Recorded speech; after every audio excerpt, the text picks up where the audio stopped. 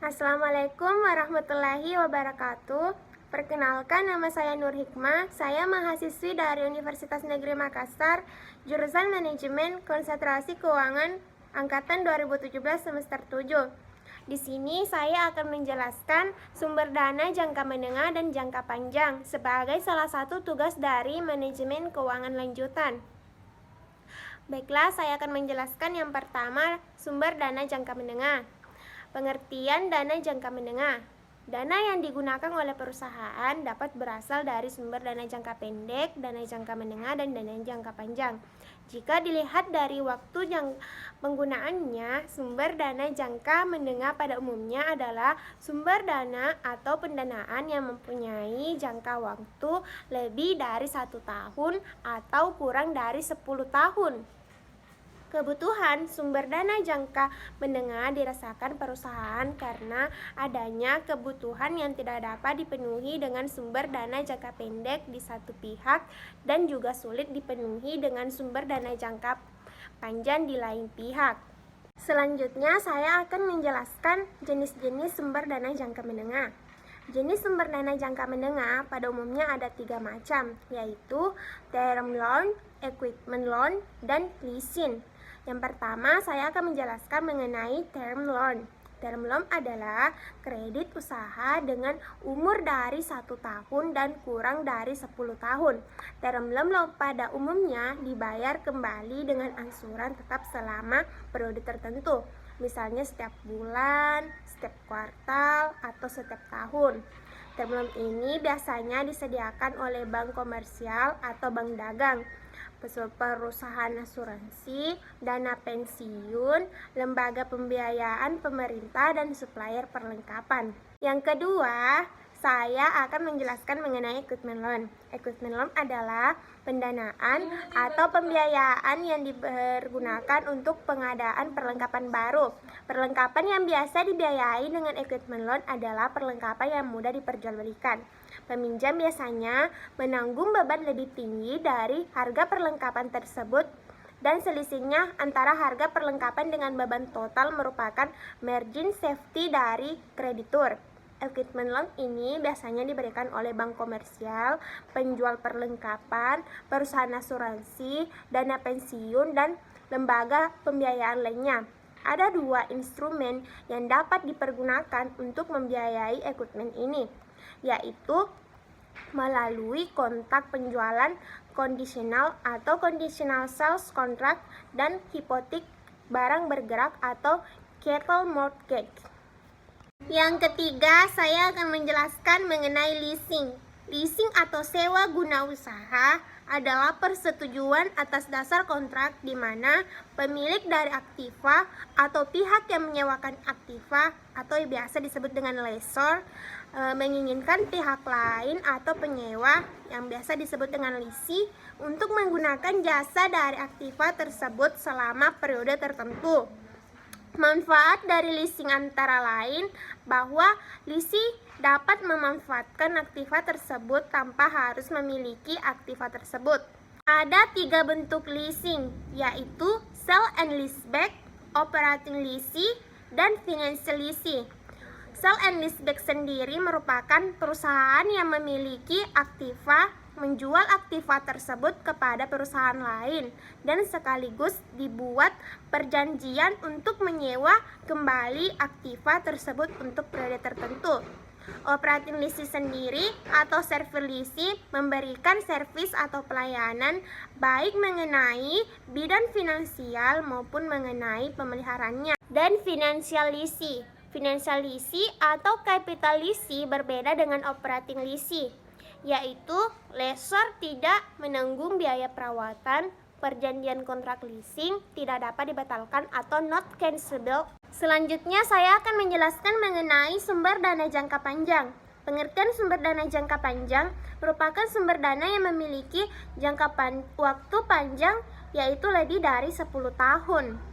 Jika meminjam dana di bank dengan jangka waktu 15 tahun, maka kredit tersebut dapat dikategorikan sebagai kredit jangka panjang. Sumber dana jangka panjang ini ada yang memiliki jangka waktu tertentu atau jangka waktu jatuh tempo seperti hutang obligasi dan hutang jangka panjang di bank. Di samping itu, sumber dana jangka panjang yang tidak memiliki jangka waktu seperti modal sendiri berupa saham biasa. Pada pembahasan ini dijelaskan sumber dana jangka panjang yang meliputi obligasi, saham preferen, dan saham biasa. Yang pertama mengenai obligasi. Obligasi adalah surat pengakuan hutang perusahaan kepada pihak lain yang memiliki nilai nominal tertentu dan jangka waktu tertentu atau waktu jatuh tempo, serta perusahaan yang mengeluarkan diwajibkan membayar bunga tertentu yang tertera pada surat tersebut. Obligasi merupakan instrumen hutang jangka panjang dengan jatuh tempo atau maturity akhir lebih dari saat atau sama dengan 10 tahun. Untuk memahami secara menyeluruh tentang obligasi, perlu kita kenali kembali istilah-istilah dasar dan hal-hal yang berkaitan dengan obligasi. Yang pertama mengenai istilah-istilah dalam obligasi, yaitu nilai nominal. Nilai nominal atau par value untuk obligasi mengacu kepada jumlah yang dibayarkan pada pemberi pinjaman pada saat obligasi mencapai maturitas atau jatuh tempo. Yang kedua, tingkat bunga. Tingkat bunga atau coupon rate, obligasi yang dinyatakan disebut suku bunga kupon. Misalnya, suku bunga kupon 13% berarti penerbit obligasi akan membayar pemegang obligasi sebesar Rp130.000 setiap tahunnya sebagai bunga untuk setiap obligasi dengan nilai nominal 1 juta. Yang selanjutnya adalah jatuh tempo. Obligasi memiliki jatuh tempo atau maturity yang dinyatakan dalam obligasi tersebut. Selanjutnya saya akan menjelaskan mengenai pengawasan keuangan atau trustee. Adalah seseorang atau lembaga yang ditunjuk oleh penerbit obligasi sebagai wakil resmi pemegang obligasi. Selanjutnya adalah ada istilah peringkat obligasi.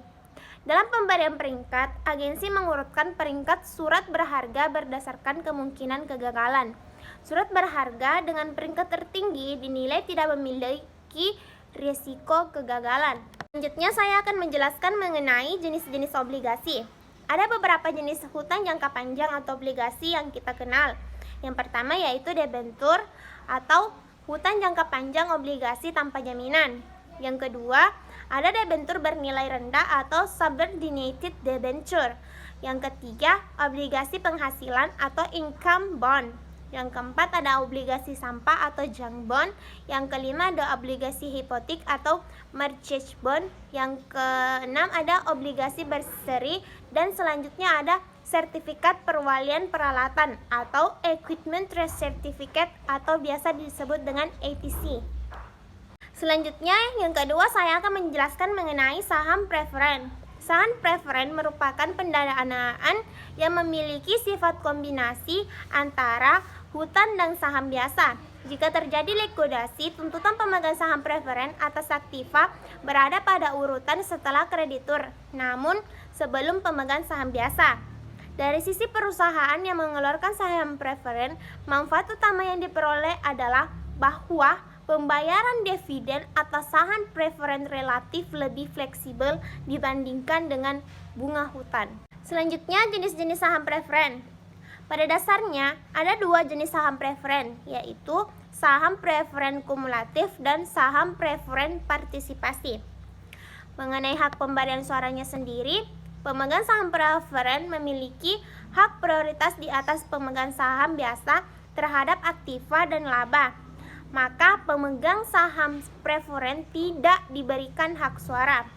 Dalam keadaan perusahaan tidak dapat membayar dividen saham preferen misalnya sebanyak 4 kali, maka pemegang saham preferen tersebut diberi hak suara dalam rapat umum pemegang saham. Mengenai penggunaan saham preferen dalam pendanaan, saham preferen yang tidak dapat dipertukarkan atau non-convertible tidak banyak digunakan sebagai sarana pendanaan. Salah satu kelemahannya adalah dividen saham preferen tidak dapat mengurangi laba kena pajak perusahaan penerbitnya.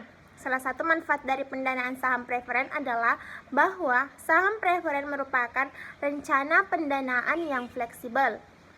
Selanjutnya saya akan membahas mengenai saham biasa. Pemegang saham biasa perusahaan merupakan pemilik akhir perusahaan. Secara kelompok, mereka memiliki perusahaan dan menanggung resiko terakhir kepemilikan. Yang ketiga, saya akan membahas mengenai saham biasa. Pemegang saham biasa perusahaan merupakan pemilik akhir perusahaan. Secara kelompok, mereka memiliki perusahaan dan menanggung resiko terakhir kepemilikan. Kewajiban mereka dibatasi sesuai dengan jumlah investasi mereka. Jika terjadi likuidasi, pemegang saham biasa memiliki hak atas sisa tuntutan terhadap aktiva perusahaan setelah tuntutan kreditur dan pemegang saham preferen dipenuhi sepenuhnya. Saham biasa tidak memiliki jatuh tempo. Namun, pemegang saham dapat melikuidasi investasinya dengan jumlah saham yang dimiliki pada pasar sekunder. Saham biasa tidak memiliki jatuh tempo. Namun, pemegang saham dapat melikuidasi investasinya dengan menjual saham yang dimiliki pada pasar sekunder. Pemegang saham biasa memiliki hak atas laba perusahaan hanya jika dilakukan pembayaran dividen kas. Pemegang saham juga dapat menikmati peningkatan harga pasar. Namun, mereka sepenuhnya bergantung pada dewan direksi dalam hal pengumuman dividen. Dari sini terlihat bahwa posisi pemegang saham biasa memiliki perbedaan yang cukup jelas dengan posisi kreditur. Dalam hal ini, pemegang saham tidak memiliki kekuatan hukum atas pembagian laba perusahaan.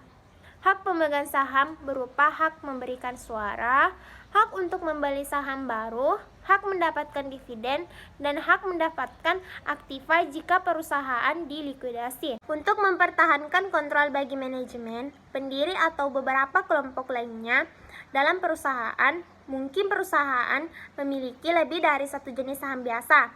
Pada umumnya, penyelenggara perusahaan dan manajemen memiliki saham jenis B, sedangkan saham jenis A dijual kepada masyarakat umum atau bagi perusahaan yang telah go publik. Saham jenis A biasanya tidak memiliki hak suara tetapi memiliki hak prioritas lebih dahulu atau tuntutan terhadap dividen, sedangkan saham jenis B kebalikan dari saham jenis A tersebut. Nah, mengenai dari keuntungan kepemilikan saham biasa dan saham preferen sendiri adalah kita akan mendapatkan dividen, capital gain, atau misalnya jika kita memiliki saham yang harganya yang pada ketika kita membeli adalah 5.000, kemudian kita jual dengan harga 7.000, maka kita akan mendapatkan capital gain senilai 2.000 atau selisih antara ketika kita membeli dan ketika kita menjual saham biasa tersebut atau saham preferen yang kita miliki. Nah, yang selanjutnya adalah kita akan mendapatkan anggunan tambahan dan hak suara dalam RUPS atau Rapat Umum Pemegang Saham. Sedangkan resiko dari memiliki saham itu sendiri adalah capital loss dan resiko likuiditas. Demikian yang dapat saya jelaskan mengenai sumber dana jangka menengah dan sumber dana jangka panjang. Lebih dan kurangnya mohon dimanfaatkan, dan semoga yang saya jelaskan ini dapat bermanfaat baik untuk penonton maupun untuk diri saya sendiri. Terima kasih. Assalamualaikum warahmatullahi wabarakatuh. Dadah.